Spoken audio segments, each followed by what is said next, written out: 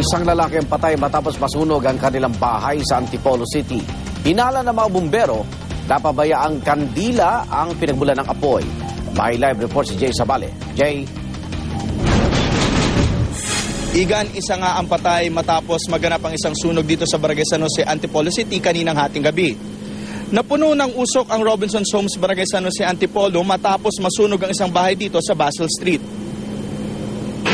Nakita ko kanina, malaking usok tapos may sumisigaw na bata.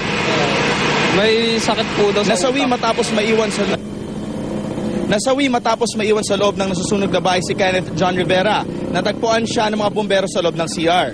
Tumangging magbigay ng pahayag sa harap ng kamera ang nakababatang kapatid ng biktima, pero kwento niya, bumili lamang siya ng makakain sa labas at pagbalik niya raw ay nasusunog na ang kanilang bahay.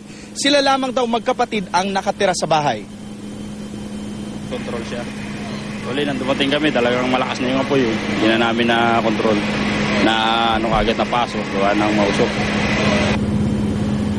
Agad ding napula ang sunog matapos ang kalahating oras. Hinihinala ng mga bombero na pabayaan kandila ang pinagmula ng sunog dahil putol ang kuryente ng bahay. Pinabulaanan naman ito ng nakababatang kapatid. Pinatay niya raw ang mga kandila sa bahay bago siya lumabas at bumili ng pagkain.